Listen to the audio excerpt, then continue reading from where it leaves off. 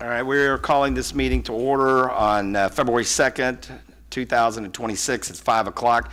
We do have a properly posted agenda, and we do have a quorum. We do not have anyone signed up to speak for public forum at this time. There will be another opportunity at the 6 o'clock meeting. And so now we will move to our board workshop. And Mr. Sumrow, oh, there he is. I just couldn't see behind there. Okay, I'm going to just turn it over to you, and I'll shut up. Am I on? Okay. So thank y'all for allowing me to come here during your workshop. And really, we've got the recommendation for the committee at the 6 o'clock meeting. What I've put together here is really broken into three pieces. Number one is the timeline that we went through for the committee. That's a little more detailed than what's in the recommendation that you'll see.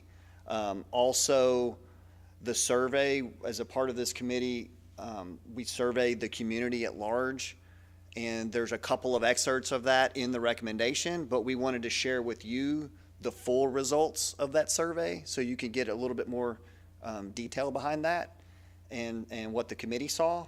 And then also the recommended solution for McCarroll Middle School really was developed during this committee process. It did not exist when we started. It evolved over the several meetings from input, both from the committee as well as the surveys, comments that we received. And so we wanted to walk you through kind of where that option started and where we ended up.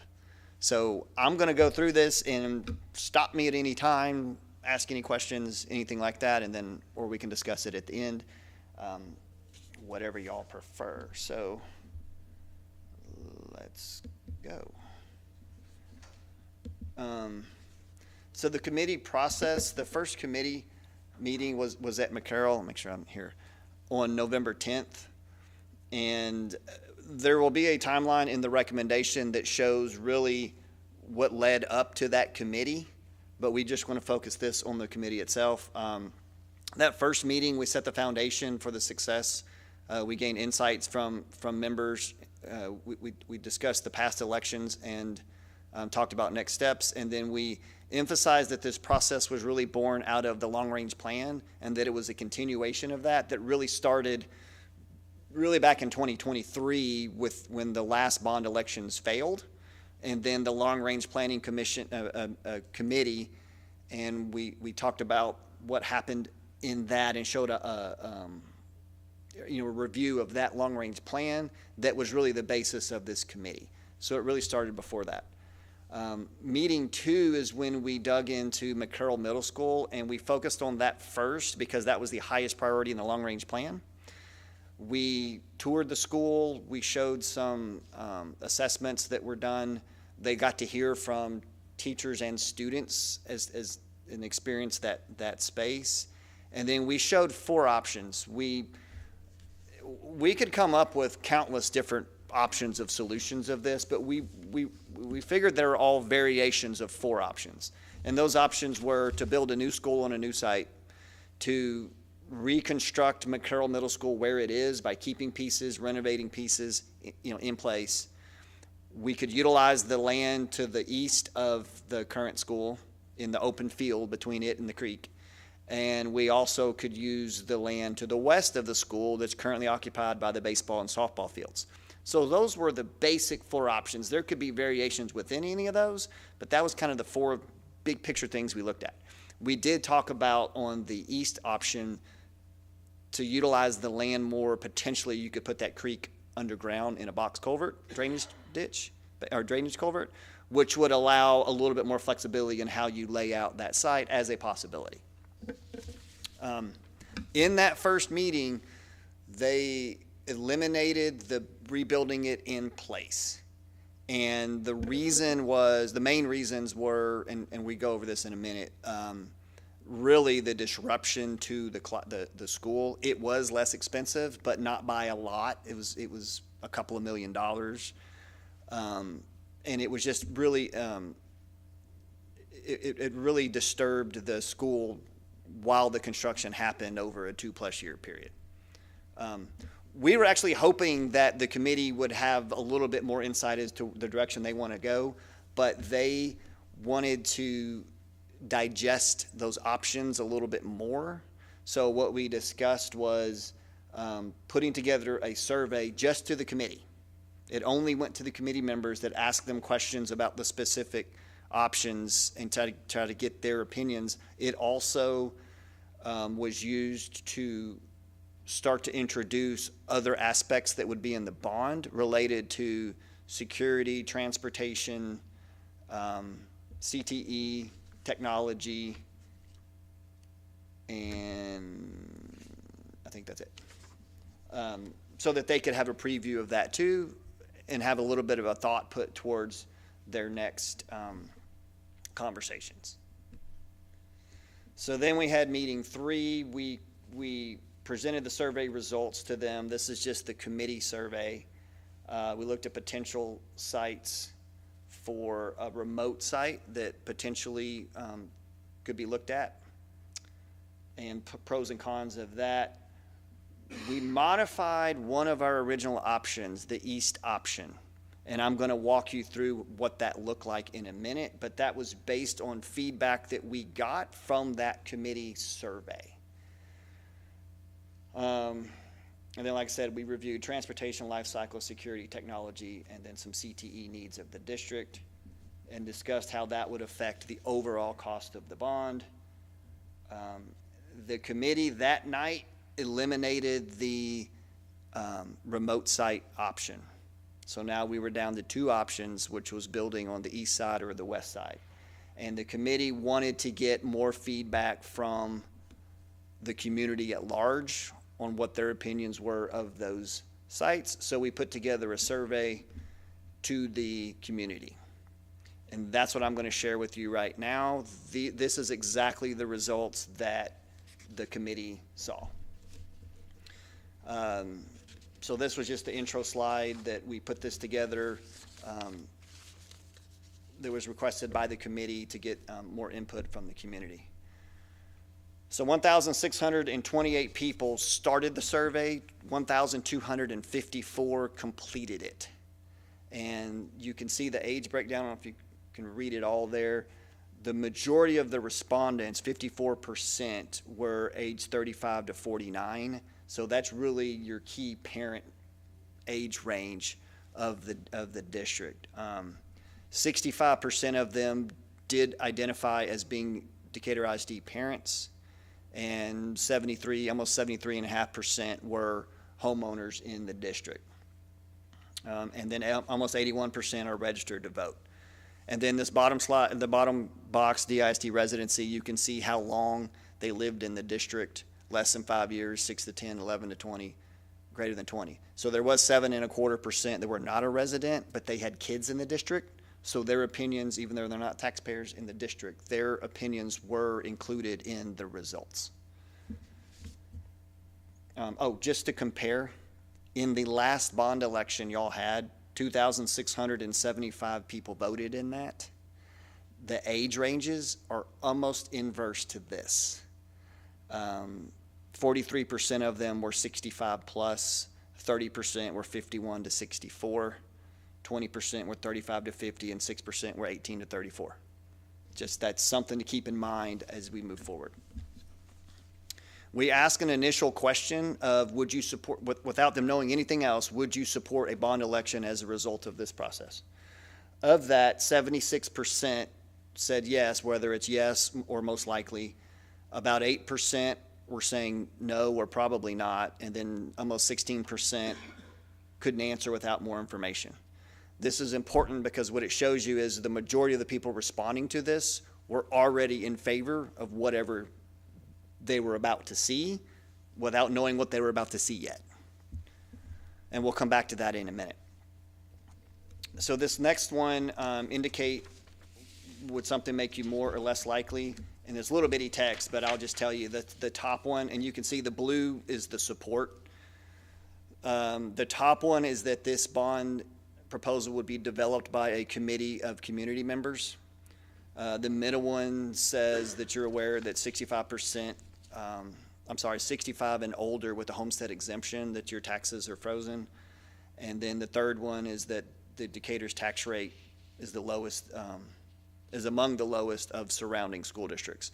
So the one that resonated the most is this community process and transparency, and to know that that this is being put together by community members and their peers. The other two were not as strongly favored. Okay, so we asked, now remember, we're down to just two options now, building on the west side and building on the east side. Now the west side is number one here, northwest corner. They did see the cost of these. So and this question was only the cost of the middle school itself. So oops, I went too far. There we go. The major difference in the two from a cost standpoint, the northwest corner was about $30 million, $32 million more. Mainly because it relocates the baseball softball field over to the high school, and it relocates the two maintenance buildings that are there down by transportation to consolidate that. That was the major differences in the costs. You can see the initial response, there was more support for that west one, which was the more expensive of the two.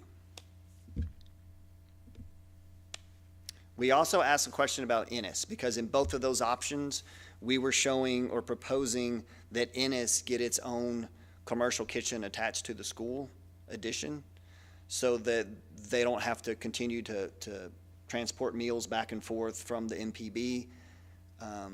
There was, support for that. However, there were some comments in there about, do we have to build a kitchen because of the cost? Could we not just link those two buildings and connect them without having to build a new kitchen? So while there was support, there were still kind of some questions about it. This was asking about the additional considerations that were being recommended in the bond, and I'll just tell you what they are in order from top to bottom. The first one is acknowledging that that systems such as HVAC, roofing, plumbing, et cetera, have an end of life expectancy, and a lot of the systems in the district are nearing the end of life, and that there's about $18 million in needs that have been identified by the district. The second one is regarding transportation, that 36 of the district's 40 buses were purchased in 2017 or earlier, and they're at or about to exceed their 10 to 12 year life expectancy. And that identified about $8 million to replace all of the buses, but identified that within the next 5 years, the district could spend about $4 million, because the district wants to put together a long-range plan of replacing them a little at a time, so that it becomes more manageable in the future and all your buses don't age at the same time. The third one is technology, including individual devices and classroom instructional technology and infrastructure, identified at about $8 million. So that one actually had the lowest support here. Fourth one is safety and security, including a more secure entry vestibule at Decatur High School, security cameras, and then district-wide access controls for about $3 million. And then the last was potential CTE projects totaling about $4 million. So safety and security, and then those life cycle systems repair replacement had the highest levels of support of those items. So then we ask a post-ballot, informing the people through the respondents through these questions, now which option are you more likely to support. The top one is that west corner that displaces the baseball and softball field for the higher price tag. Now we were testing in the total cost of the bond with those other items, not just the middle school. So that one is $169 million. The second one is $137 million. That's the east version. So you can see, even though there was more initial support the first time for the west, now there's more support for the total package of the east option, which was the less expensive as well.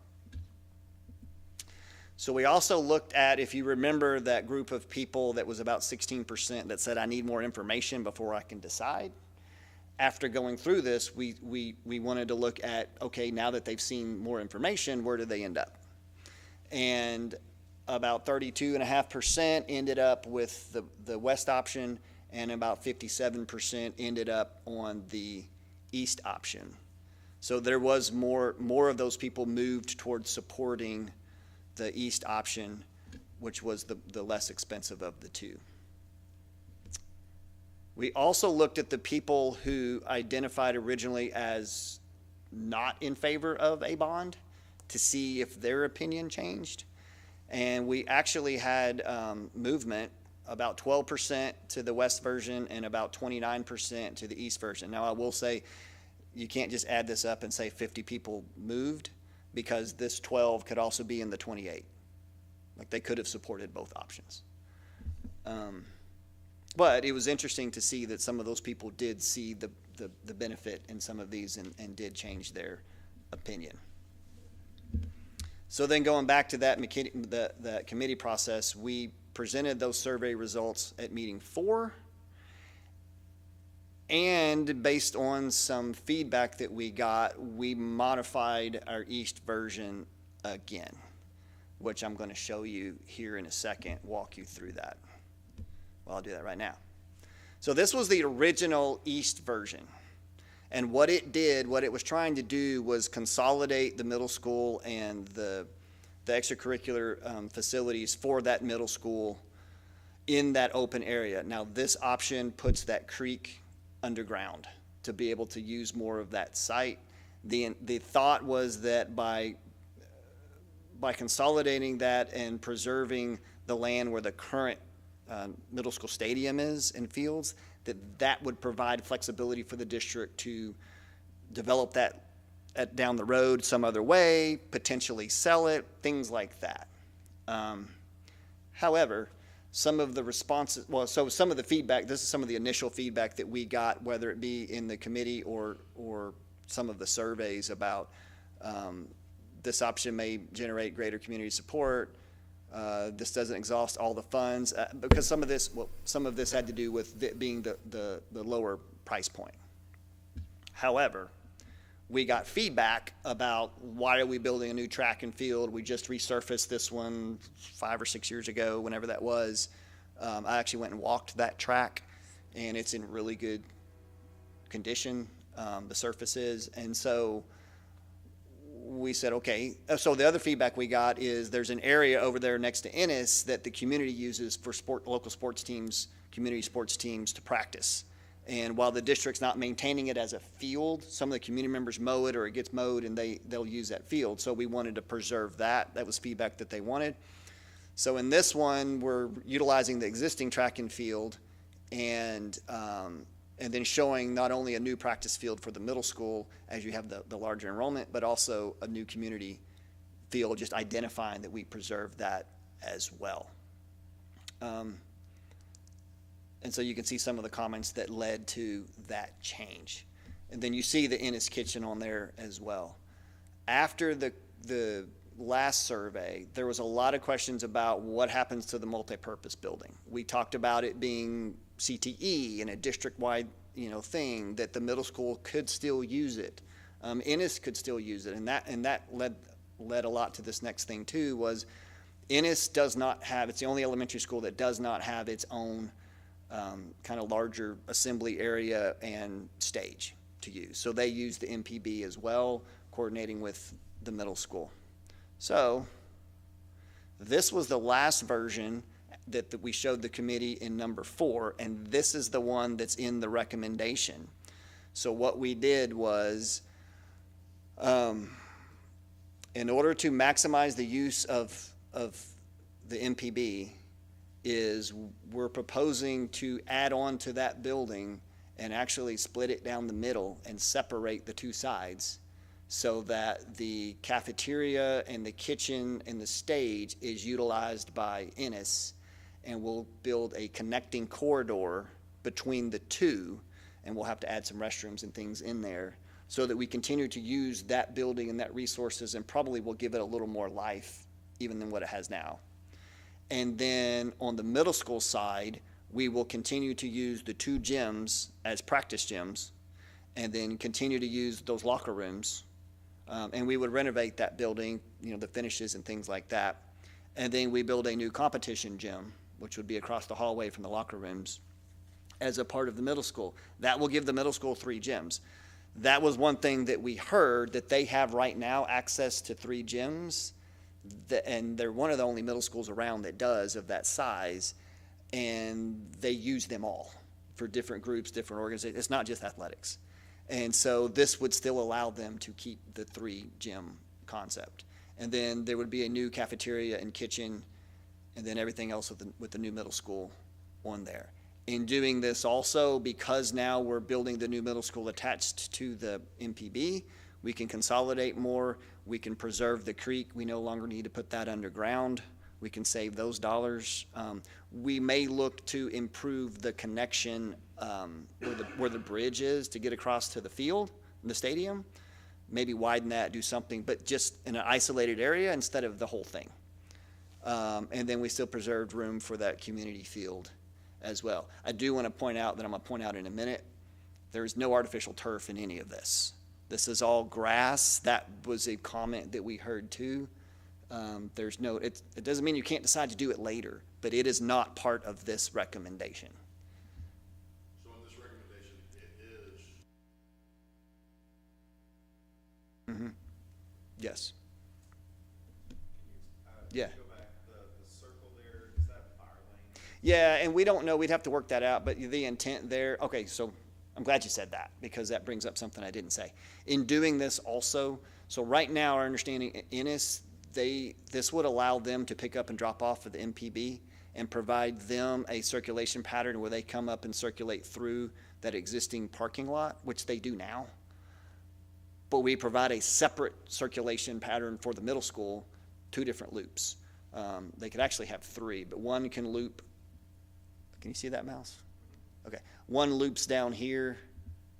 You've got one in the front, and we'll work through this, and then one over here through this parking lot to separate that traffic. That is intended down on the bottom that you asked about to be a fire lane turnaround. Exactly where that has to be and the hose reaches and all that, don't know. But we want to have that separate. So most likely that's emergency access, and it's coned off or gated off something up further up here. Where is the current maintenance building? That parking, So these 2 right here. the existing one? Yeah, it's can you see right here north of the softball field? It's these 2. I thought that was the old ag building. No, this is maintenance. But that's maintenance is in here. So where's the building that used to front? Can you scroll up? No. Is there, What do you? is there new parking there? Is that building still above it?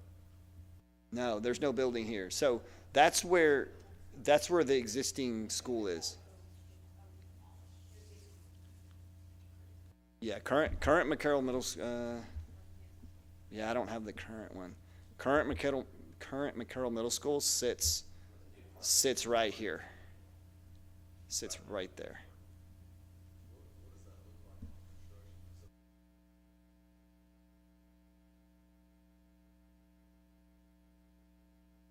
So, and we would have to work all that out.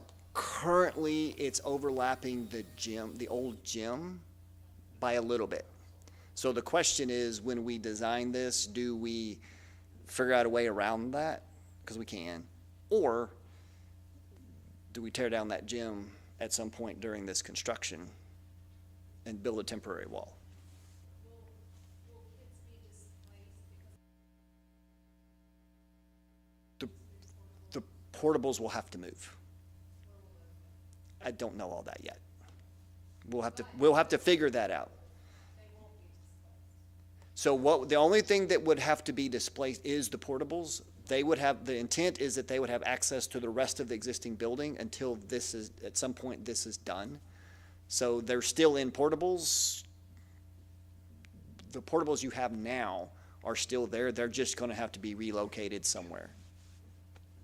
And there's places to do it, but we haven't figured that out yet. No. You mean for construction? No, no, no, not at all. No, and that's was one of the reasons that first option that got eliminated night one would have. Yes. It would have been tough. Yes. Yes. Yeah, there, and I share that in the recommendation, what all would be in there, but it is a new kitchen, cafetorium with a performance stage, within the new dark yellow on this.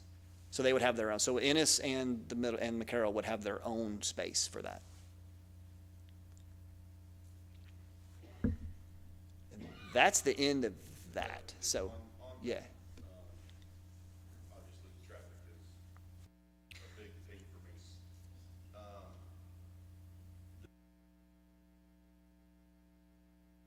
Yeah. Have you formulated those yet? I know sometimes that comes. We haven't yet, and that brings up a good point, because it's in the other presentation too.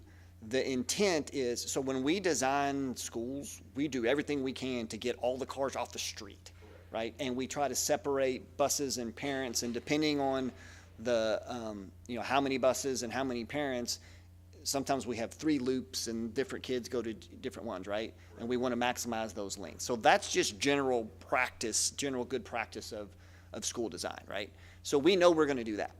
We also intend to get a traffic impact study done to fine tune specific, solutions and strategies. But that comes later. So the exact number, I can't tell you yet because we haven't got there, but that is definitely and has been, and that's been on the committee's mind too. They've asked that question as well.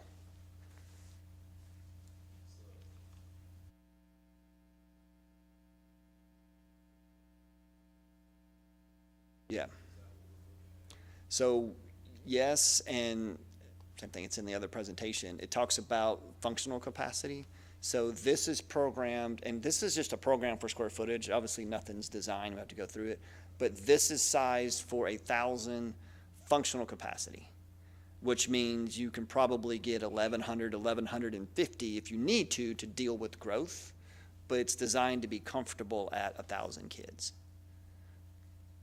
And I will say, by doing the MPB, when we had the standalone school, it was a square footage, and with the MPB, it's slightly bigger just because of efficiencies. But I think it utilizes, I say that, when you count the MPB square footage, it is. We're still building less here than we would be when you build the whole thing. But you're getting more, right. So is this going to be constructed? We can.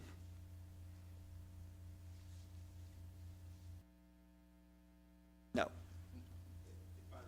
No, but, I think it But- goes back to what Nate said, the long-range plan kind of set the cap at 1,000. 1,000. So I don't know how often It- we Because want we to- originally talked at one point of having a decision of, at one point, hey, you will have multiple middle schools that will feed your high school. Is kind of why, Correct. if I'm not mistaken, originally we had discussed.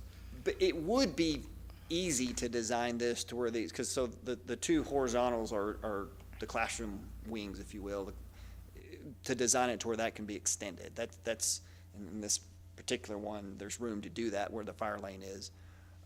So it could be. We just need to identify what that would want to be. Just so you know, and this intent is the north half of that top wing would be 1 story, and then the bottom half is 2 story to deal with the grades on the site right now, similar to what current McCarroll is.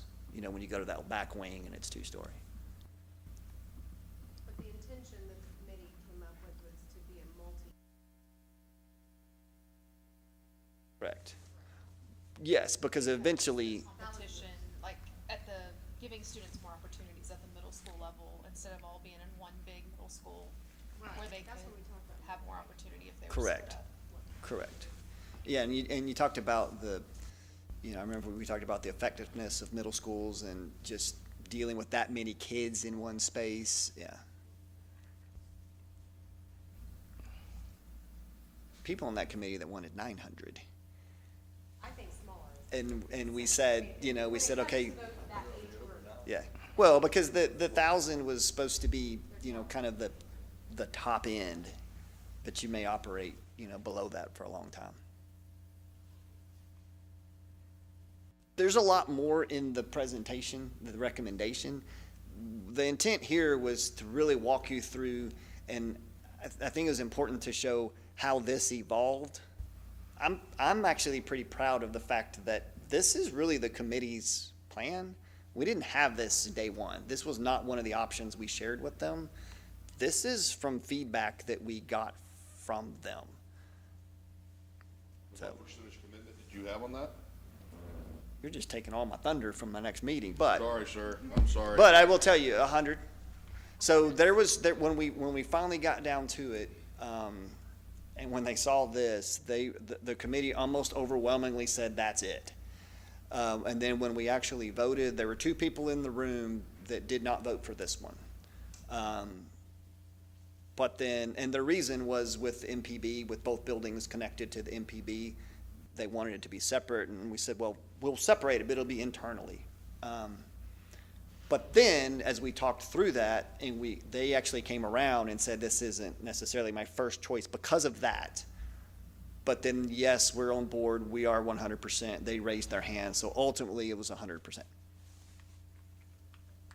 Which was interesting because I thought that when they said they were for the other one, I thought it was going to be about the baseball, softball fields. Because there was a lot, and I'm talking about that in a minute, there was a lot of people in the room that saw benefit to relocating baseball and softball over to the high school site.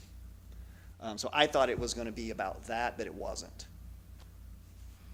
Because the goal was to have, what, 80% or 85? 85. 85, and we ended up 85. with 100%. Yeah, Yeah. so, And I didn't do the math of even if the 2 hadn't, but we were clearly over the 85. yeah. But they agreed with the rest of the room that this is it, so.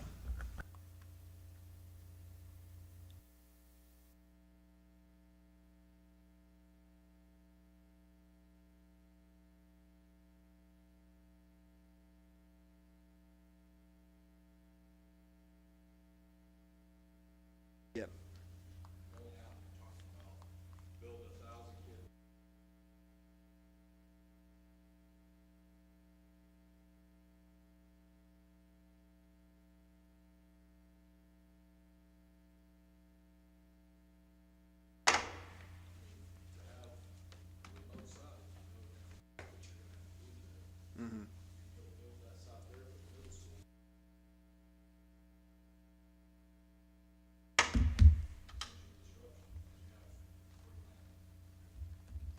And that's true, depending on how quickly you fill it up and how quickly you need that second one. Yeah, if you needed that second one in 5-6 years, definitely that makes a lot of sense. The reasons the committee ultimately moved on from the remote site, number one was the uncertainty of where the site was and the difficulty it would be to communicate to the community where it's going to be, the cost of that site, potential development costs and what those might be in the unknown, what transportation was going to do on the maintenance side, the M&O side.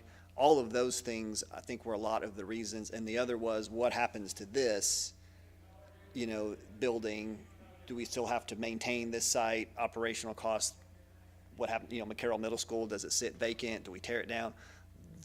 Kind of those uncertainties and unknowns was why they moved away from it. And I'm trying to pull up, the other thing is,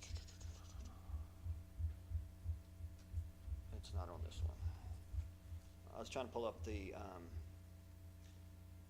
last demographic report that we had.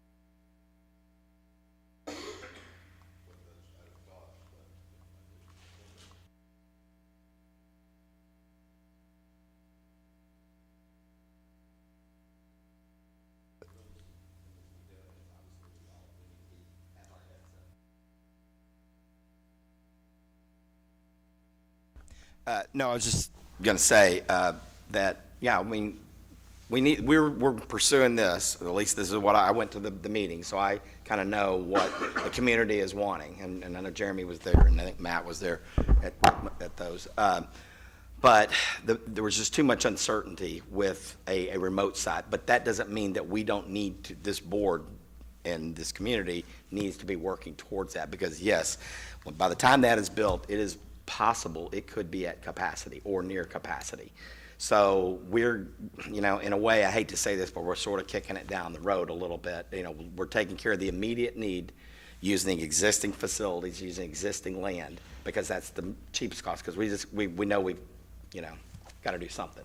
But at the same time, we don't need a setback. I mean, we need immediate, if this board passes it, if the community passes it, we would need to immediately start working on the next phase. And that's what any board would do. You're always constantly looking to the future about how to meet future needs.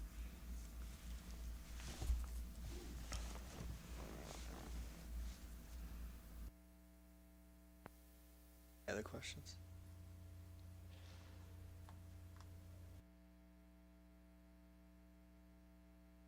Is there anything I didn't tell you that you want to know? I mean, the recommendation is coming, and we just wanted to make sure you got a little bit more detail on how we got here a little bit. We'll have to wait for Paul Harvey to come out and hear the rest of the story.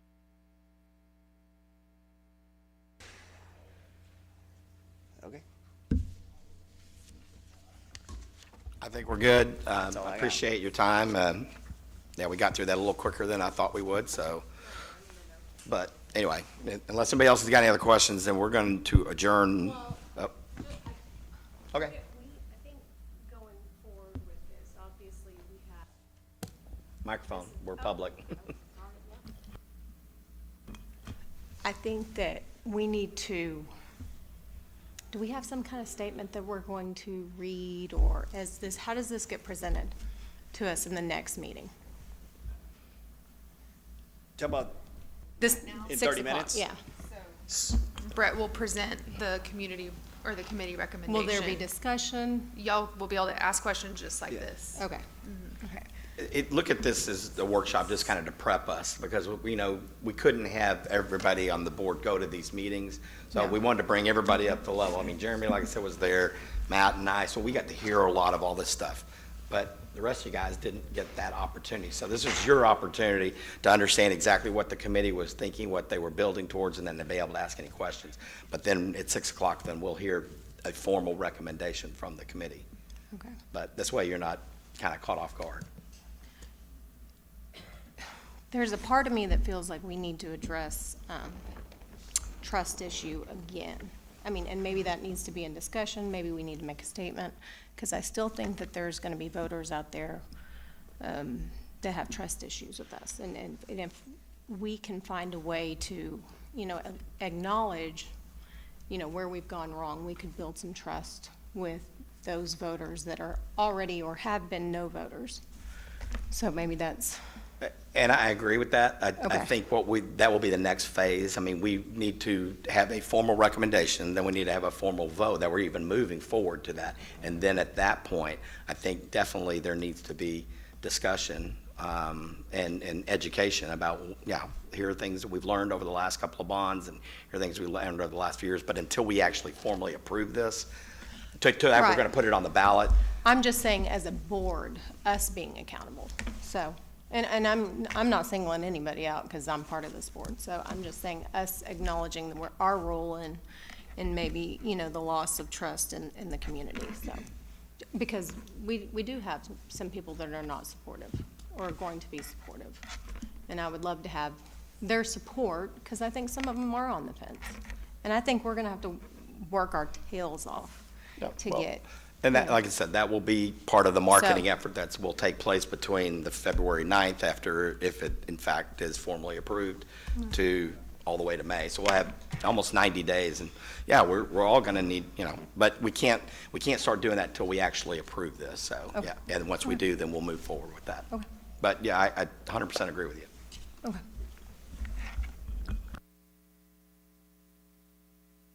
Okay, Well, Brett, you've got 15, 20 minutes to get your voice back, so, and the rest of us we'll just take a break. So at what time have we got here? 5. Okay, so at 5:41, we're going to adjourn the workshop, and we'll reconvene at 6 o'clock.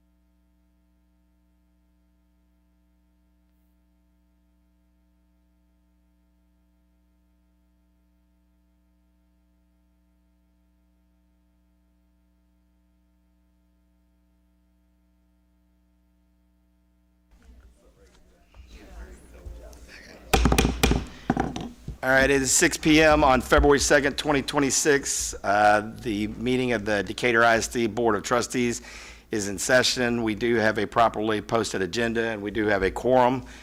And at this time, I don't believe we have anything for closed session, so we will continue in open session. And I don't believe we also have anybody signed up to speak publicly. Is that correct? Thank you, Ms. Walter. So we will move on to Section 4, which is the Decatur ISD 2026 Bond Planning Committee recommendations. And Mr. Sumrow, your show.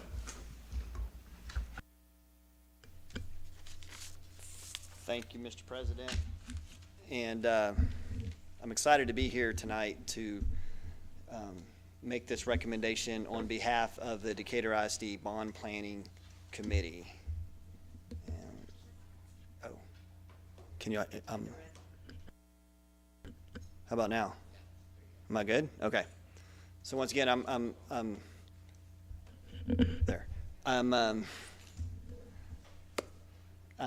pleased to be here to make the recommendation on behalf of the Decatur ISD Bond Planning Committee.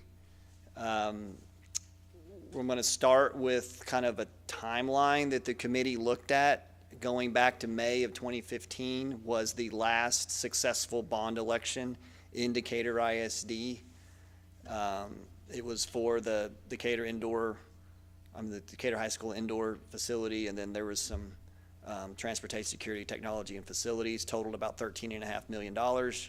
And then in May 23, there was a very large bond election for $331 million that centered around a new high school that failed. And then another one in November of 23 that really centered around some life cycle HVAC, et cetera, projects, as well as some projects here at Eagle Stadium and some instructional technology that also failed. It was at that time that Decatur ISD went back to the drawing board and went back to the community to start an outreach program and formed the long-range planning committee. That's really where this process started, and today is the culmination of that, making the recommendation to you.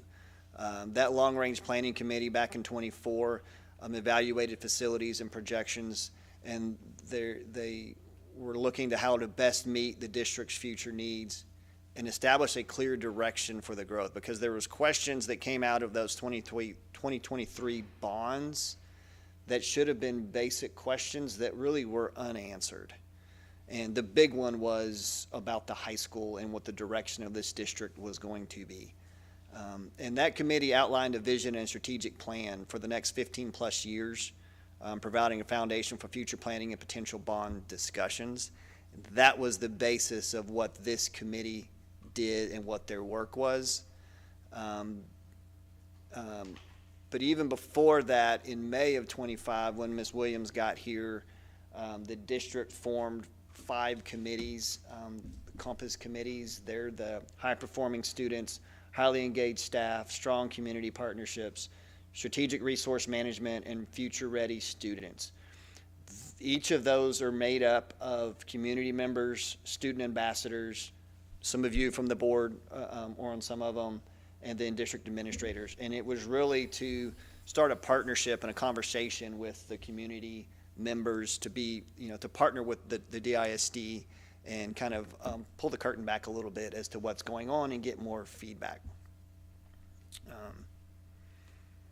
And then in November 25 is when this bond planning committee was formed to build on the work of the long-range plan, and we got a little bit of insight into these other committees that were formed. So just a quick overview of this committee. There were 73 participants. The committee was made up of parents, grandparents, Decatur ISD staff, alumni, local business owners, church leaders, the Chamber of Commerce, city employees, and community members. So it was a pretty diverse committee.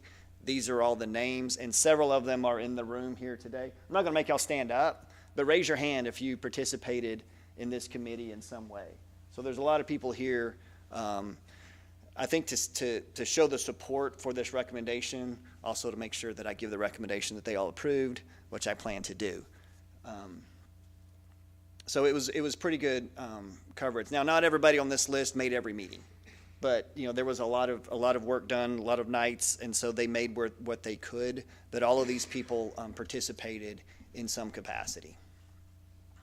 The responsibilities of the committee, and we showed them this, or we gave them this direction in the very first meeting, to build upon findings and priorities from the Decatur ISD long-range plan, to assess and evaluate various scenarios and potential project solutions, to reach a committee consensus and support the collective decision, and then to make recommend a path of action to you, the Board of Trustees, which is what we're doing here tonight. But first, we defined consensus, and the committee really talked about what the minimum threshold would be for support in the room to make a recommendation to you. That minimum threshold identified by the committee was 85%. However, the recommendation we are bringing to you tonight comes with 100% consensus in that room when we voted on the last meeting. There was a couple of members that did admit that this wasn't their first choice, but that in discussions with the room, hearing everything, they ultimately voted with the rest of the committee for 100%. And Mr. Van did the math for me. We were at 99.2% before they switched their vote. So we were pretty close, even before that. So what did the committee look at? We looked at an overview of the district. We went through several elements of that long-range plan. We looked at McCarroll Middle School conditions and we toured it. We looked at district-wide needs, potential solutions, including costs. We looked at a couple of tax impact scenarios.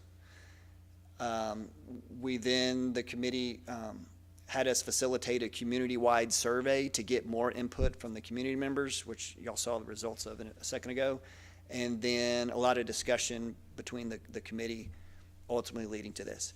I want to highlight this because this is the long-range plan guidelines that the committee was given the first day. And number one on the list was to be responsible steward of tax dollars. I will tell you, of all the options we looked at, the recommendation that we're bringing tonight was the lowest cost, which also still checked all of the boxes of the priority needs. Regularly maintain and replace building systems. Some of what's in this proposal is to replace some of those life cycle systems that have aged out so that we can continue these buildings operating in the future.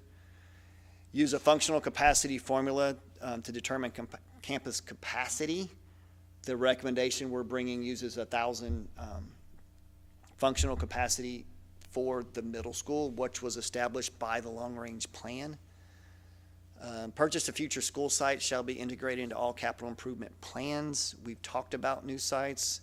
We actually don't have specific dollars for it, but we talked about being able to use savings and other things for this potentially on, if we come in under budget on some projects, to be able to use that for some potential sites that may become available. Number 5 is important. The DISD should remain a one high school district as long as possible while continuing to utilize the existing Decatur High School campus. It is for this reason we did not talk about a high school solution, specifically for a new high school to move McCarroll. That was answered.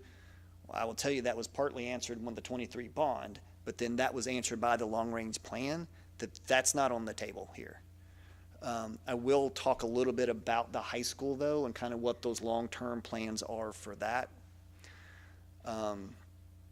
Solutions should be considered to address McCarroll Middle School's aging condition, crowding, cost, and impact to the learning environment, and we will share that solution with you today. The recommendation is centered around a replacement option for McCarroll Middle School.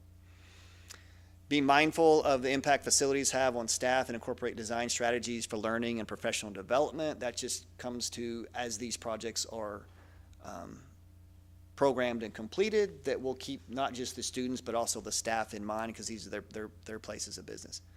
Modular mobile classrooms are not a long-term solution. They are good for to address and manage growth, but for the long term, it's not a great environment. And so this solution would eliminate the portables that are currently at McCarroll Middle School.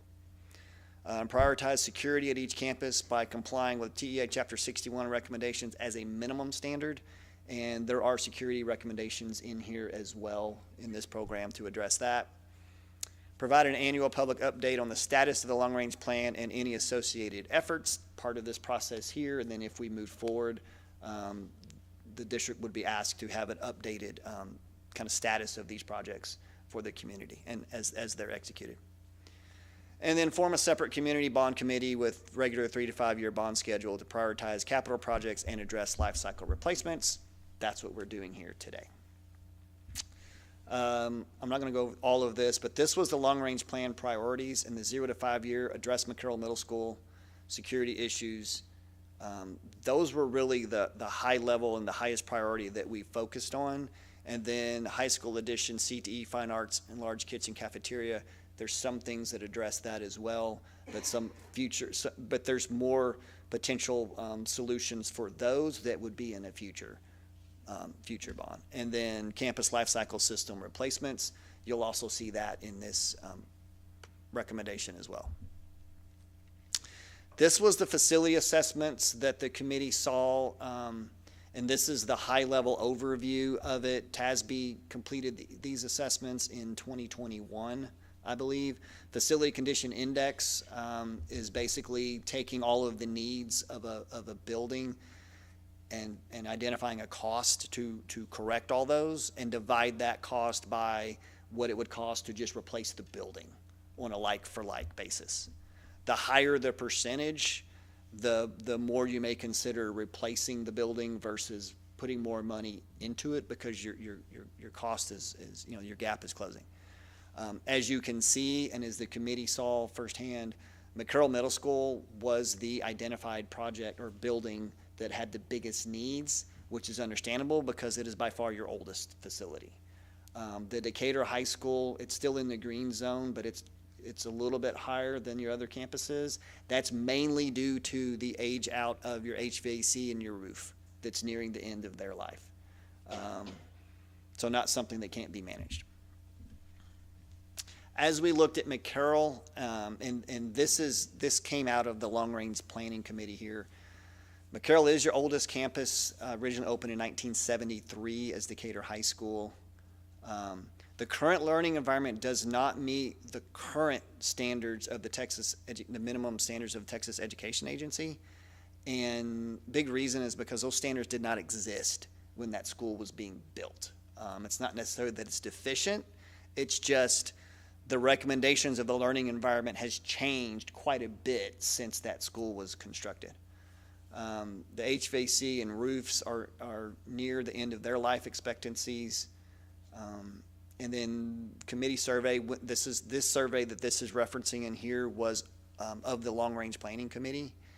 And nobody in that committee voted to continue utilizing that building as is, or even with some renovations. Everybody said it should either be replaced or major renovations or additions should happen to it. And this is just a couple of images. We did tour middle school. Okay, so the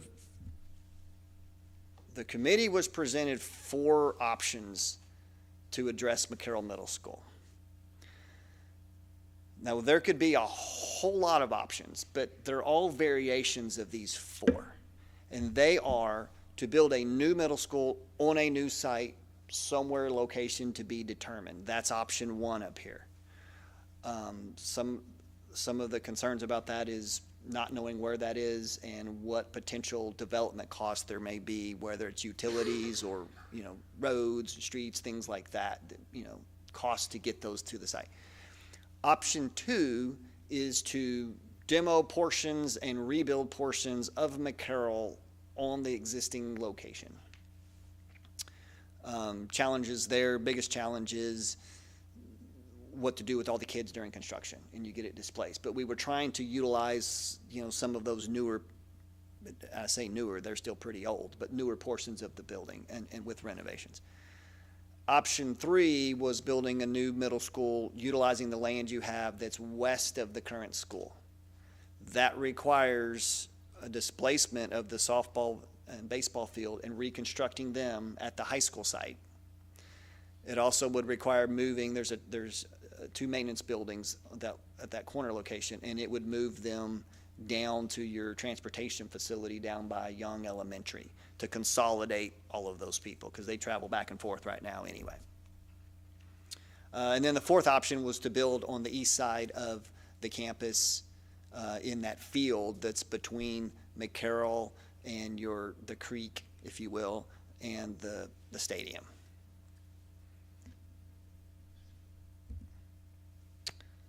The very first meeting, the partial replacement was eliminated by the committee as too intrusive to the instruction.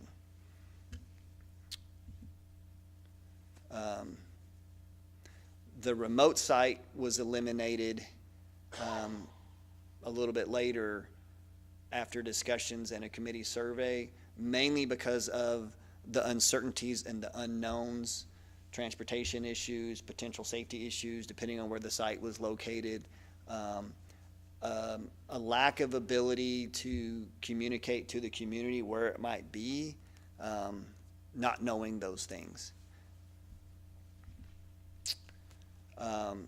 We also got feedback at that time, and we changed our east option, mainly because we got feedback of, why are we building a new track and field? We've got an existing one there. So we modified that option to utilize the existing track and field. We also we found out that there's a lot of community sports groups that uses, youth sports groups that uses some of that open area next to Ennis. And there was a strong desire of the committee to preserve that for that use. So we identified it and we showed it on the plan as well. This allowed for site to do that. So now we're down to these two options, east and west. We then put out a community survey that I'm sure a lot of you saw and responded to, and we went through some of the detail. There's a couple slides here. We had over 1,250 people complete that survey. 65% of them are Decatur ISD parents, and almost 74% are homeowners in the district. 81% are registered to vote. At the end of that survey, we basically asked the question of which of these options that you would support. There was support for both. Generally, the people that responded to the survey were supporters of whatever. However, the option 2, which was the east option in this, was more heavily favored on the committee. It also was the lowest cost. But some things that we heard during that process, both from discussion in the committee as well as comments that people had on that survey, really focused on the use of the multi-purpose building and what is that being used for. And we talked about things about a district-wide CTE, possibilities that Ennis could still use it for things, that the middle school could still use it for things, but it wasn't really well defined. There was also a little bit of feedback on, so both of these options had a new kitchen at Ennis, because it doesn't have one now.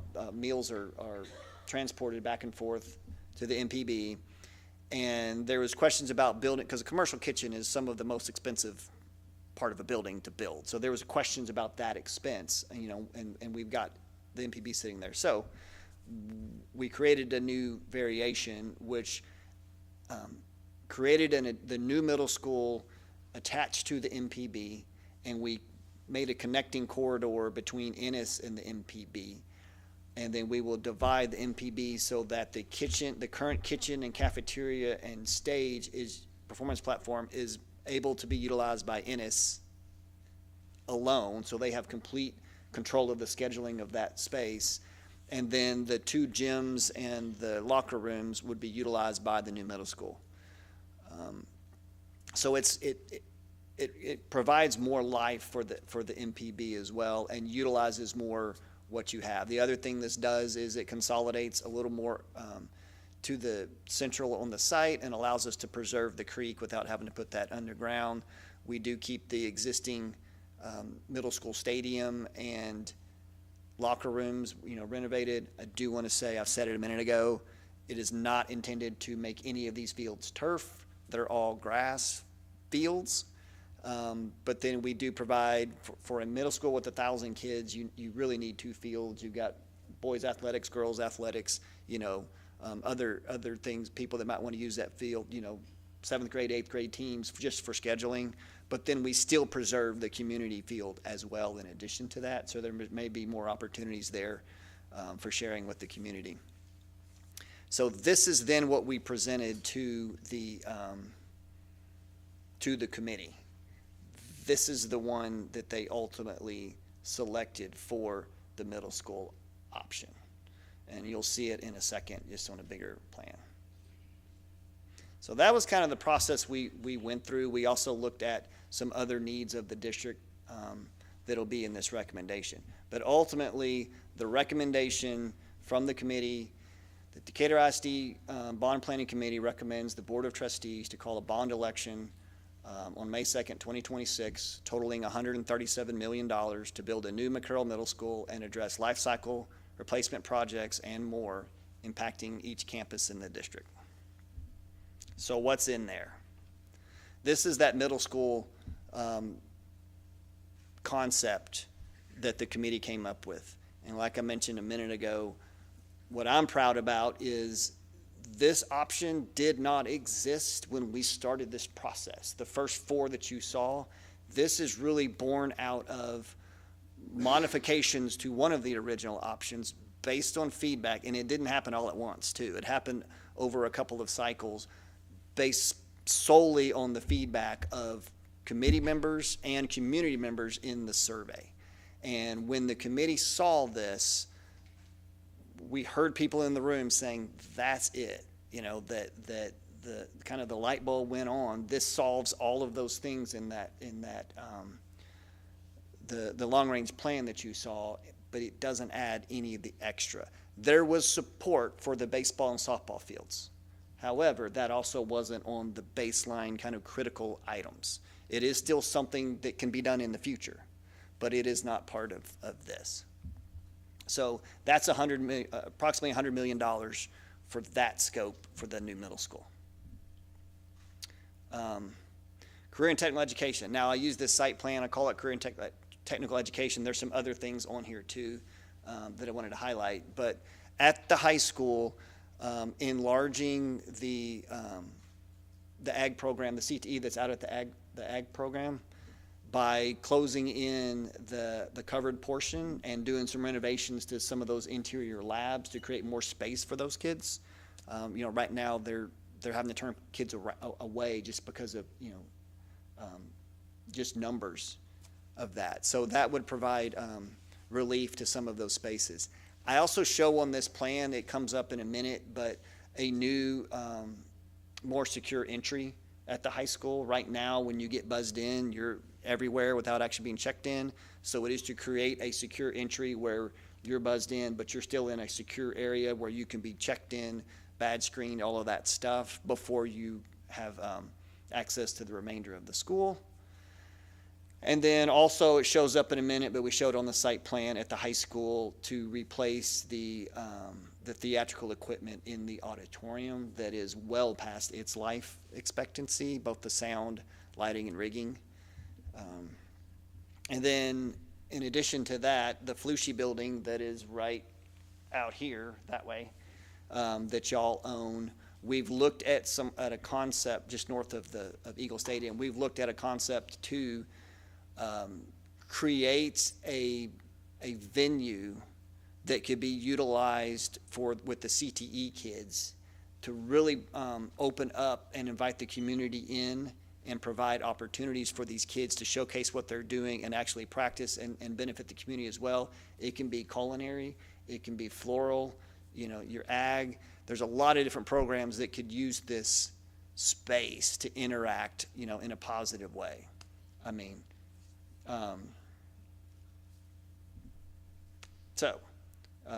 then district-wide needs. So these are CTE I was going to highlight. So $4 million for that, for the CT, the high school and the Flushie building renovation. District-wide facility needs. So this is a lot of the life cycle issues that you have, the equipment that wears out. So it's about $18 million in needs that have been identified to address over the next 5 or 6 years. It includes HVAC replacement and controls throughout the district. As we do those things, the new unit should be more effective and actually save the district some money on the M&O from the operation costs. And I didn't mention this on McCarroll. McCarroll Middle School costs about twice as much to operate as any other campus here on a square foot basis. And that's really because of the age of the equipment and the inefficiencies of it, just because of how old it is. Newer equipment is more efficient, but also the building envelope and the energy effectiveness of it, same thing. Codes have changed and building systems and building science has changed quite a bit. That leads to some loss as well. Replacing boilers throughout, replacing the Carson Elementary roof, replace campus walk-in freezers at several campuses for the kitchens, repaint Rand Elementary, floor finishes at Rand, LED light replacement at several campuses, replacing domestic water heaters, plumbing pumps and fixtures, and then, like I mentioned, the theatrical equipment at Decatur High School. So transportation. So the district identified about $4 million in the next 5 years. And this is something that the district has admitted probably wasn't the best when they did it at the time, but they've got, 36 of their buses are from 2017 or earlier, and 30 of them were in 2016. So there's a big chunk of buses that are all kind of aging out at the same time. And so the plan is to replace those and manage the mileage as best as possible to extend the life of some of them, but the higher mileage ones, replace them sooner, but do it 4 to 5 per year over a several year, 10-year period, so that you don't get back in this situation where they all age out at the same time. But they need to get that going. So that's the plan. That's why the ask was not $8 million to do them all, because then you would just be right back in the same spot. So this $4 million would be spent over multiple years to do a little at a time. And that's just as the district starts to look a little ahead, into planning a little bit better. One thing that we did mention to the committee is that it went into effect September 1 of this past year. It was in the last legislative cycle that requires the seat belts, the 3-point seat belts in all school buses. It was already a requirement. However, there was an exception for older buses that you fell under. They removed the exception in this last session, and so now you have a couple of years to replace these or to get seat belts in, but that's a cost of $1.2 million. The kicker is there are grants out there that you can apply for to get to pay for this. But if you do that, you have to keep that bus in service a minimum of 5 years. And several of your buses won't make it. So the intent is if this bond is successful and you're able to buy over the next 5 years, the $4 million, those buses would come with the seat belts that comply. The other ones that you're trying to keep longer and would meet that 5-year threshold, get the grant for it so that it costs the district, $0. You net out $0, right? They're trying to be fiscally responsible, but this helps do that. Otherwise, you're having to do it for all of your buses. And then technology. So the technology is about $8 million, but it's broken into 2 categories. It's network infrastructure and district intercoms, and then student devices and classroom instructional technology. And I'll show you how it breaks out in a second. That's about $8 million total. Safety and security, district-wide access controls, safety and security cameras throughout the district, and then the secure entry vestibule that we talked about at Decatur High School for $3 million. And then this is the total recommendation. So you see the technology infrastructure is about 3.7, and then the instructional devices is about 4.3. That 4.3 million of the devices is required by law to be a separate proposition. That's why it's broken out separately, so you can see that. But the total is the 137. So what's included, I'm not going to read all of these lists, but we did put together what is included at each campus, just so you can see what that is. It's a lot of life cycle issues and instructional technology and technology infrastructure at a lot of them, and then a couple of other things. Ennis gets access to the MPB, exclusive access to the cafeteria. Rand paint and flooring that we talked about. Young Elementary. And then I did want to stop on this one, McCarroll. New student devices, everything else in McCarroll would be part of the new construction. So just high level of what that would include: new administrative suite, classroom capacity for 1,000 students. That's functional capacity. So managing growth in the future, you could go over that a little bit, and we would calculate what the maximum would be. A new dedicated kitchen and cafeteria with performance platform stage, the access to 3 gyms, 1 in the new construction and then the 2 existing ones from the MPB, the locker rooms that you have in the MPB renovated, band and choir rehearsal halls, CTE spaces, library, separate parent and bus drop-off areas separate from Ennis. Most likely would have to replace the tennis courts. And then we would utilize the existing track, competition field, a new practice field, and then utilize the existing field house as well.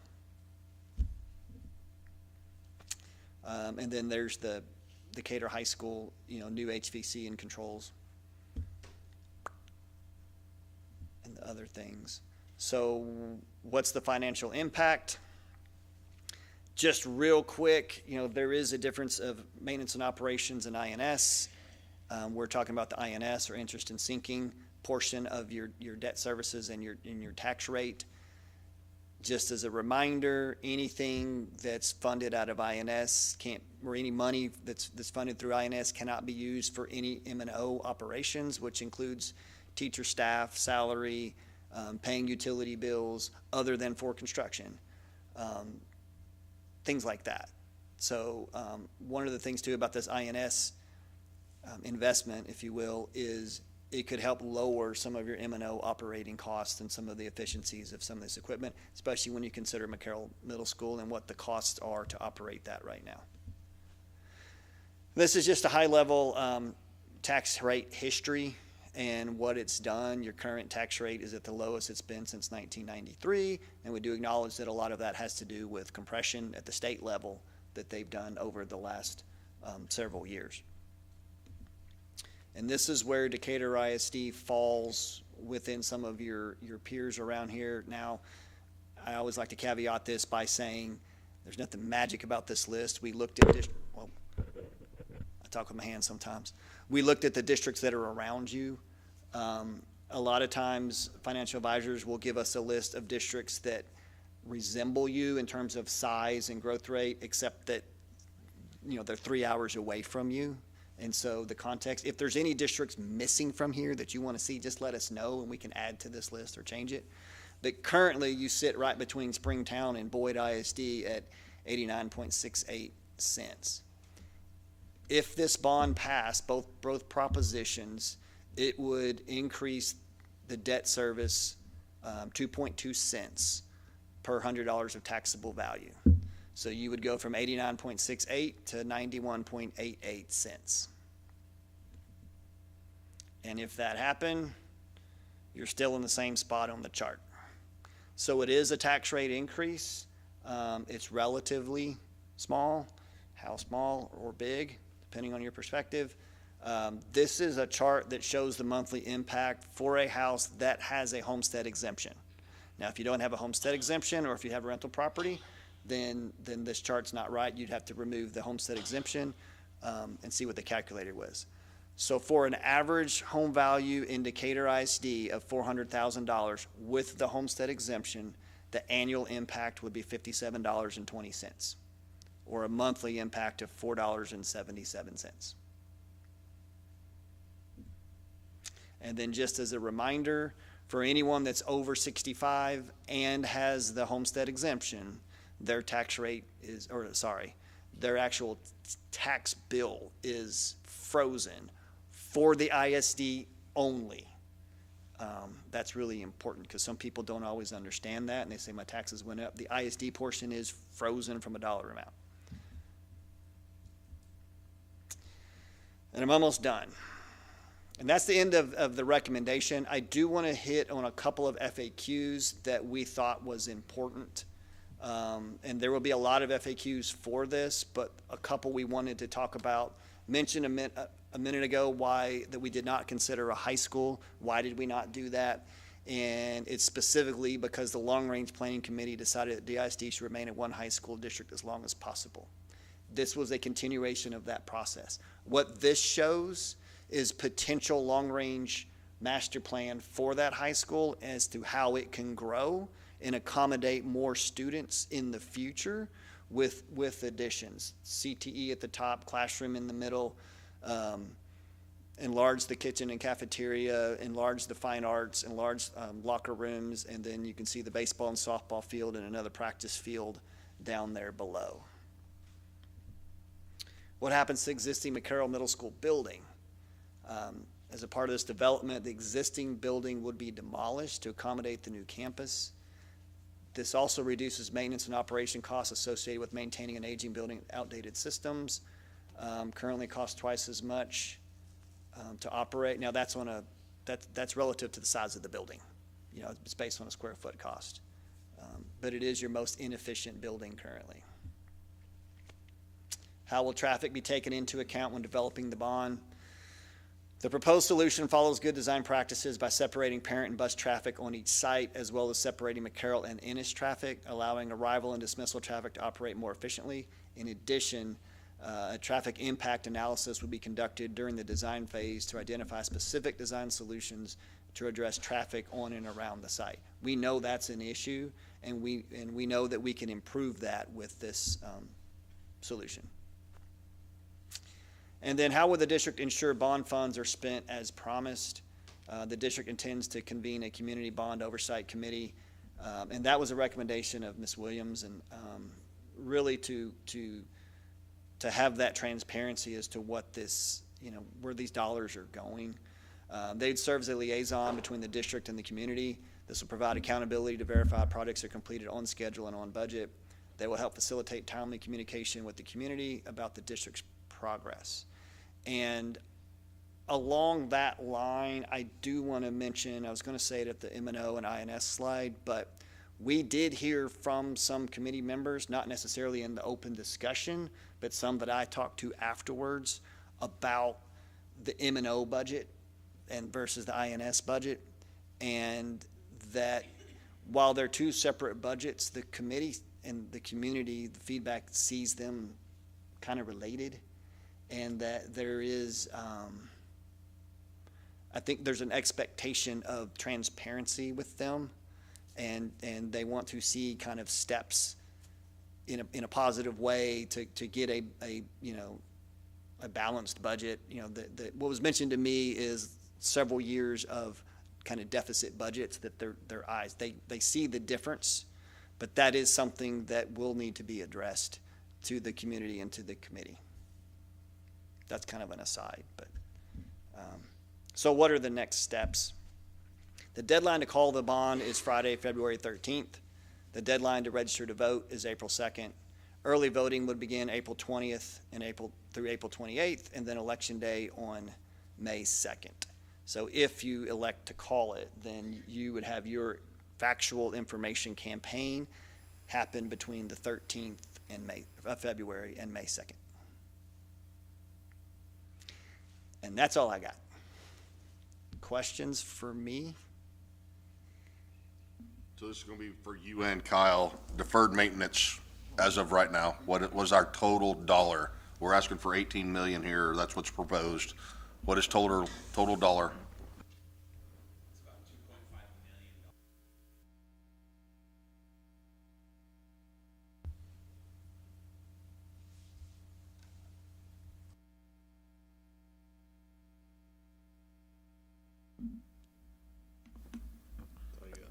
And the second one, if we did not do the buses at 4 million, we're automatically looking at 1.2 million to do the seatbelts. Is that correct? So, yes, you have to do that. The question ends up being, how much of that can you apply for a grant? And how much of it do you have to pay yourself? Because if you get the grant and you don't keep that bus in operation for 5 years, then you have to pay the money back. And 1.2 million's 9 1/4 buses. Does that sound about right? No, it was 36, The 1.2 million. right. Oh, Instead of spending that, how many buses can we buy for 1.2 million? oh, I see what you're saying. They're about 150 a piece, so whatever that is. Was that the math you did, 9 point something?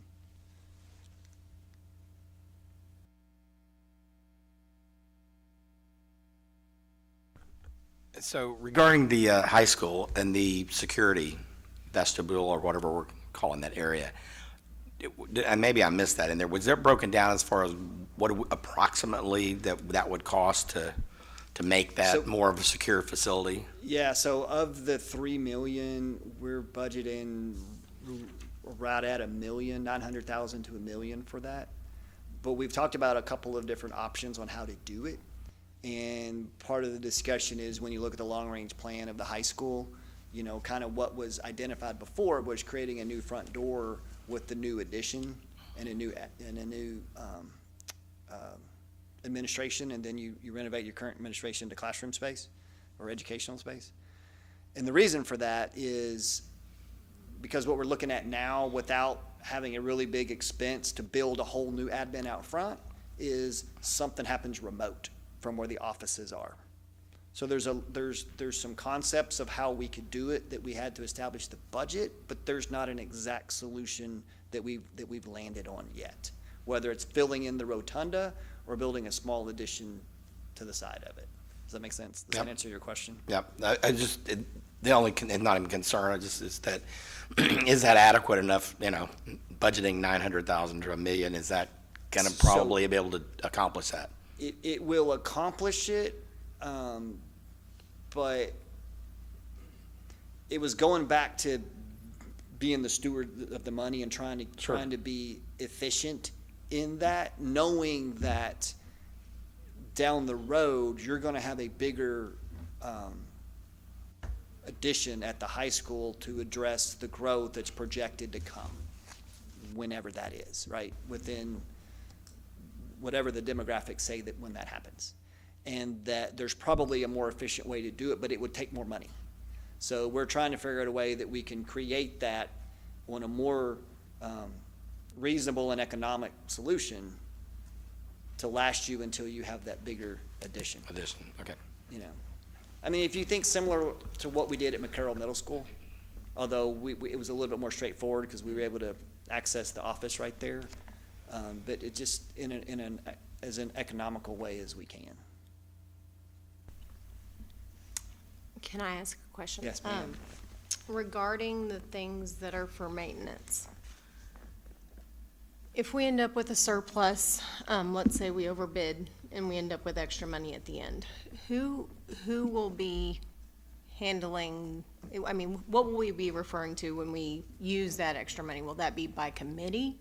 Will that be, To that, I can tell you what I've seen. I mean, Well, so do you understand what I'm saying? I understand what you're saying. Okay. My recommendation would be that if you form this, if you form the bond oversight committee, that you run it through them for a recommendation. Ultimately, any savings that you have, Right. by state law, it's the school board votes to what you do with that. And it has to be done in an open meeting. So y'all would decide ultimately. But my recommendation would be you run that through that. Run that through the committee before oversight we committee. decide on that. Okay. Right.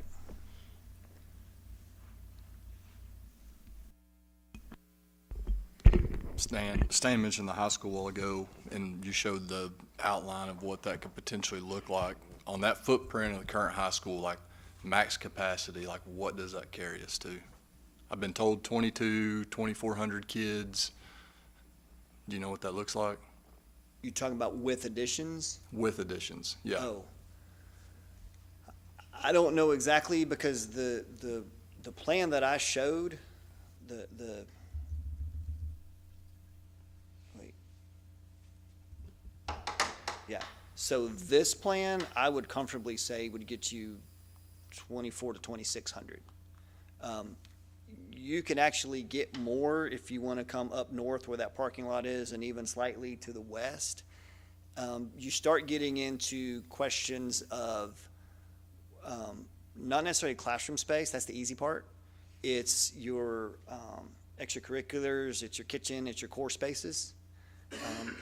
You could actually, I mean, I could do a plan of this where you tear down your auditorium. I'm just throwing a scenario out there.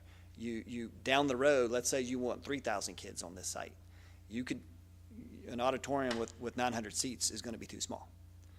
But you could demo your auditorium, build you a new competition gym right there, so you'll have 3 gyms, and then you build a new fine arts facility on the north.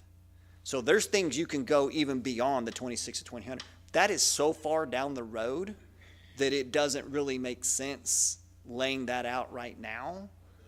I agree. I think, but I do think that it's important for the community to understand, because in the long-range facility, we said we want to utilize this location, Yeah. one high school town, for as long as we can. Right. So I also think it's important for us to be able to look at that, because if we're only going to be able to do 2,400 kids, and you're saying hopefully we can do more, you know, at some point down the road with all the growth we're having, I mean, we're going to be talking about potentially a second high school. And we talked about that in the long-range planning committee. Right. And nobody committed to a second high school, and we didn't get that far because of the timeline. However, the other things that were discussed as potential would be a 9th grade center. Right. Now, the thing with the 9th grade center is depends on, not necessarily depends, but factors involved with that is where the land would be. You know, is it immediately adjacent to your high school, or is it 3 miles away? And what are the pros and cons versus how you want to operate it based on that, you know? There are some districts that do a 9th grade center that becomes a 9th and 10th, you know, as long as you want to do it. But you still get into those logistical challenges of Absolutely. if you've got kids that are in 9th or 10th grade that are taking more accelerated classes and they have to go over to the senior high, it's all of those things. Right. But the long-range planning committee talked about that as options, so they knew that those options were out there for the future, but they all agreed that that was going to be a future committee making that decision. But you are right, at some point, whether that's 20 years or 40 years, Right.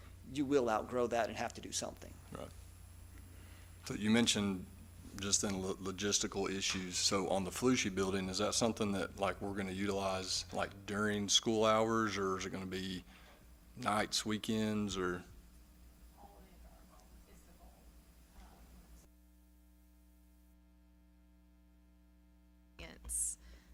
That would be during the school day, kind of like when they're driving to Medical City, or it would be a similar situation. And then the hope would be that it could also be used as a facility rental, evenings and weekends. And then for our own, even smaller banquets and things like that, we could have the facility to do that as well. The $4 million was for the total CTE package. Like, how much is the renovation of the Flushy building? I'd have to go back, I'm trying to remember exactly, I'd have to go back and look at our breakdown. I want to say it was well, plus your $500,000, so I want to say it was 2. Yeah. Okay. So the only concern that I have with that piece of it is that, you know, everybody says we have transportation issues and safety concerns with kids traveling back and forth to baseball and softball, which I totally get. And then we're going and we're looking to do potentially this exact same thing here. And then secondary to that, you know, our budget is probably not where we want it to be, and it's it's not a fault of our own, state issues on that, but, you know, we're doing stuff that we gotta get done right now in middle school. And, I mean, if this is $10 or $1 million, that may be a different story, but we're also asking for something that's not an immediate need that we need right now. I'm all for student, I'm all for student enrichment. I love it. I want it. It just doesn't seem like that's something that is super pressing right now like a middle school is. Yeah, and I agree with that. I do think from a CTE standpoint, you know, it would be a self-sufficient program. I mean, it should fund itself and in essence even generate funding back into those specific programs based on their pathways and hopefully add additional pathways with the facility like that as well. But I get what you're saying as far as priorities for sure. So that, just out of curiosity, you say self-sufficient, is that just increased students going into different pathways for CTE, which increases funding that way, or, okay. But it also could be, I think it's a moneymaker too. To be able to facility rental, you know, I mean, you could do that for weddings and for the public gets use of it. I mean, not for free, they're gonna have to pay, but. When's your daughter getting married? Oh, God, hopefully not for a while, so. And I think, you know, we talked a lot about just community in general here. You know, my thought was like community tailgates before football games. You know, if we have the barbecue team that gets picked back up, put it out there before football games, like to really be a place where the community can gather and different of all kind of ages and stages. And then, you know, student artwork on display throughout the facility, allow our 18-plus kids and our life skills students to actually be public facing in that facility and interact with people and learn those life skills. So I think there's a lot more opportunity in that building that we could even expand outside of CTE. All right, final question, I'll shut up unless something else comes up. So in the board workshop a while ago, you mentioned the building, the new plan overlaps some of the gym, right? And I thought about this while we got back. So the current students are gonna be in the current building until the new one is built.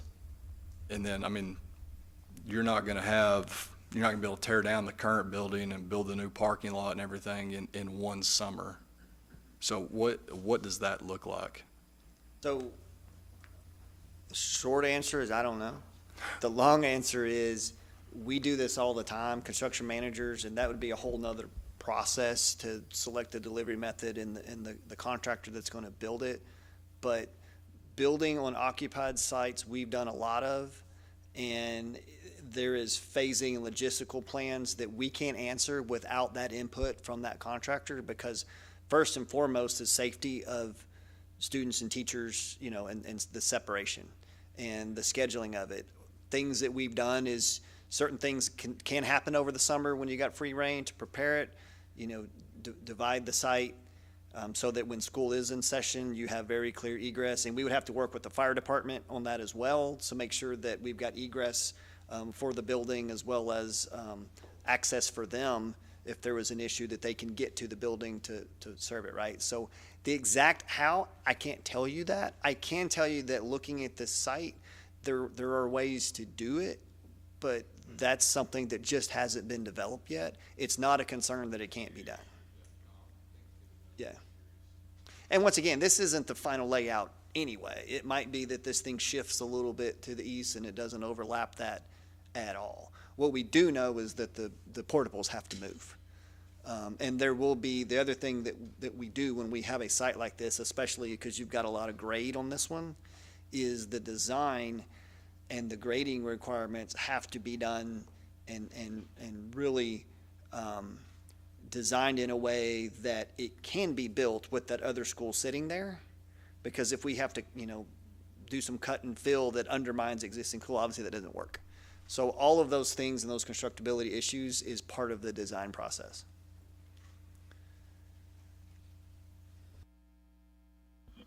On this one, what is the new corridor taking NS to MPB? So right now it's a breezeway. Can you explain what that is and what we're looking at there? So the intent is to enclose that.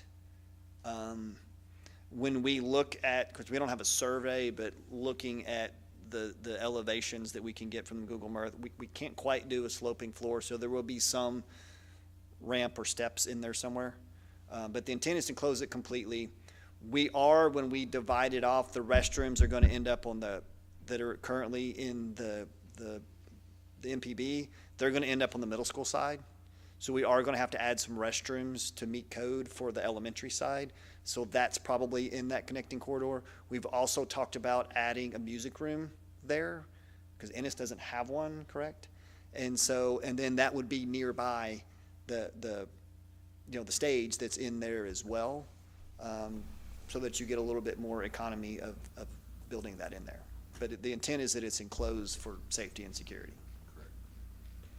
The way I envision that, it's almost like Carson, where you go down the hallway, and then the opposite is that you'll go down the steps to the gymnasium and the cafeteria. And this way, you're coming from Ennis, you will go up the steps and But by having those restrooms and whatever other small, and there'll be, some mechanical and electrical and stuff that'll have to be in there somewhere too. So, but having that in there, it won't, the intent is that we design it in a way that it doesn't feel like a really long hallway.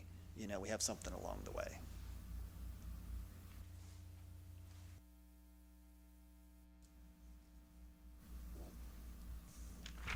So Brett, for me, get this out of here, I'm really loud. Obviously, the traffic stuff is a huge thing for me, just moving forward with how that looks with Ennis, and also the egress in and out of a new middle school. I know with the TIE still to come later down the road, that will help facilitate some of those. So I feel comfortable with this, of how it looks, of just looking now, being able to see logistically how some things could be moved around to create some of those lanes for some of those pickups.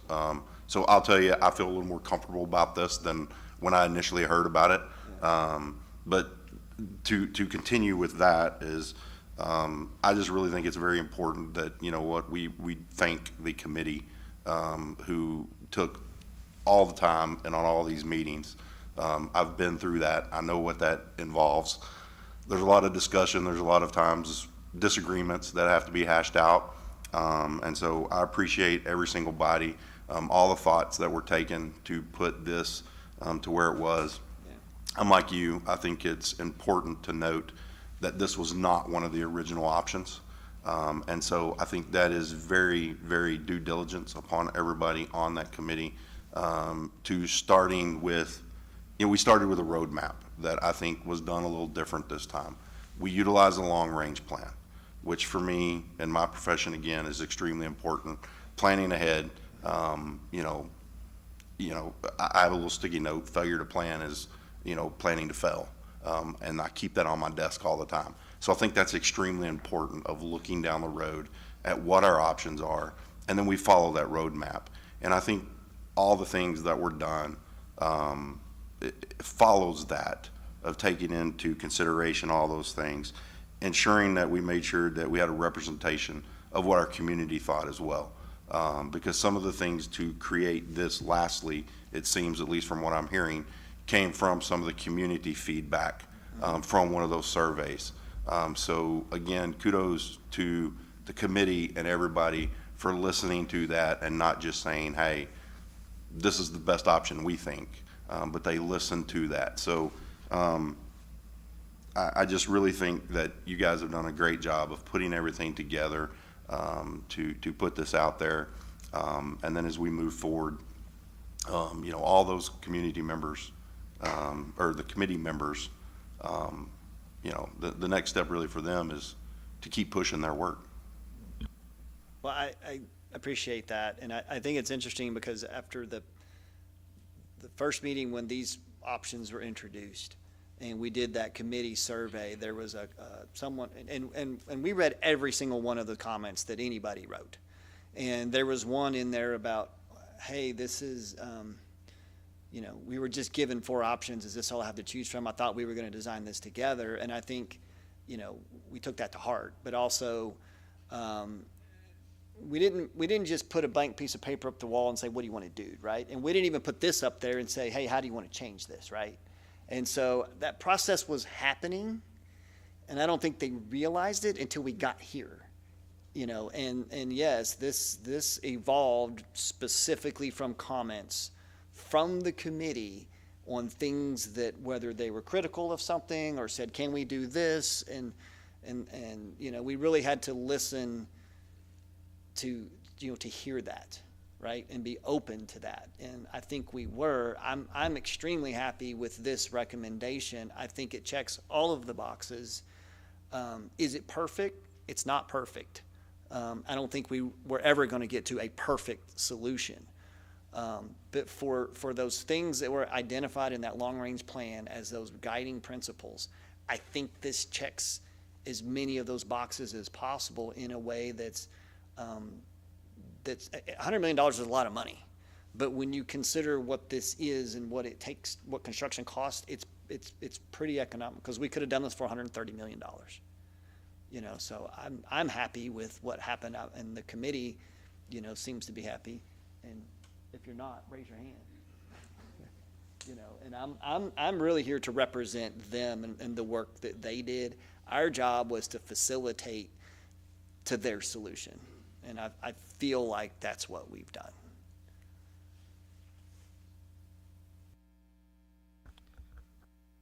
Any more questions for Brett, or any comments, discussion?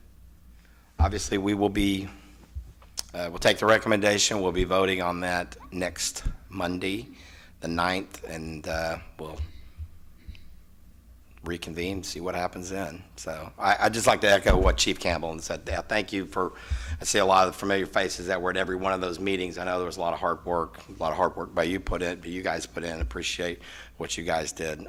So thank y'all for everything you did. We did listen.